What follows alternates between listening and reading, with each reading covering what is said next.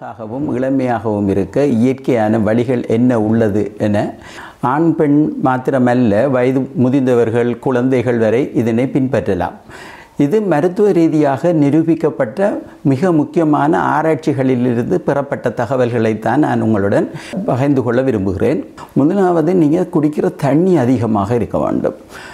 குறைந்தது 2.5 3 லிட்டர் அளவுடைய தண்ணி தினசரி நீங்கள் குடிக்க வேண்டும். ஹெல்த்தி ஃபேட் எதில் உள்ளதுன்னு சொன்னால் மீனில் காணப்படுகிறது, அவகாடோவில் காணப்படுகிறது, ஒலிவ் ஆயிலில் காணப்படுகிறது, மற்றது நட்ஸ் வகைகளில் காணப்படுகிறது. அவ்வாறு செய்யும்போது உங்களோட தோலில் மாய்ஸ்சரைசிங் கெப்பாசிட்டி அதிகமாக இருக்கும். அதனால் தோல் மிகவும் அழகாக பளபள என்று காணப்படும். மற்றது நீங்கள் கூடுதலாக சாப்பிட வேண்டிய ஒரு உணவு தான் மற்றது ஃப்ரூட்ஸ் வகைகள் கூடுதலாக சாப்பிடணும். அடுத்தது வெஜிடபிள் வகைகள் அதிகமாக எடுக்கணும். நீங்கள் பல வகையான நிறங்களுடைய உணவுகளாக இருக்கணும். உங்களது நீங்கள் சாப்பிட்ற சாப்பாட்டில் இந்த வெஜிடபிள்ஸ் அதுவும் பச்சையாக சாப்பிடக்கூடியவைகள் மிக மிக சிறப்பு. நீங்கள் அதில் தெரிஞ்சு சலட்ஸாக சாப்பிட்டீங்களா மிகவும் நல்லது. அதனால் நிறைய ஆன்டி ஆக்சிடென்ட்ஸ் கிடைக்கும். ஆன்டி ஆக்சிடென்ட்ஸ் என்னும்போது அடுத்தது நிறைய மினரல்ஸ் உங்களோட உடம்புக்கு கிடைக்கும். தோலுக்கும் இந்த நிறைய மினரல்ஸ் தேவைப்படுகிறது. மற்றது எத்தனையோ வகையான விட்டமின்ஸ்கள் அதில் காணப்படுது. அடுத்தது ஃபைபர்ஸ் நிறைய காணப்படுது. இந்த பொருட்கள் மிக மிக அவசியம் எங்களோட உடலுக்கு. ஆகவே அதை நீங்கள் சேர்த்துக்கொள்வது மிக முக்கியம்.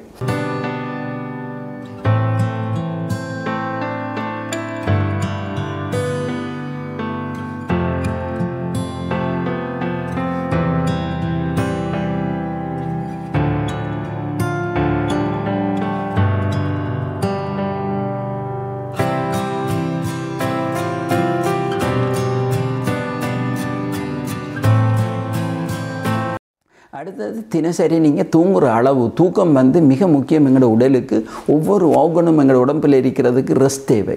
ஆகவே குறைஞ்சது 8 மணி நேரம் தூக்கம் உங்களுக்கு தினசரி தேவை.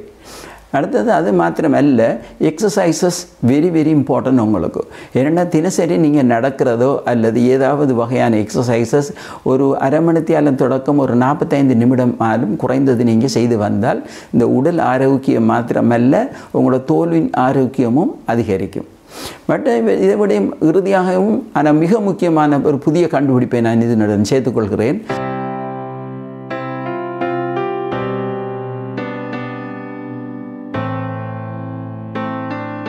ஃபாஸ்டிங், அதாவது விரதம், மற்றது நோன்பு, அவ்வாறு நீங்கள் சமய ரீதியாக கல்ச்சரல் ரீதியாக செய்வார்கள்.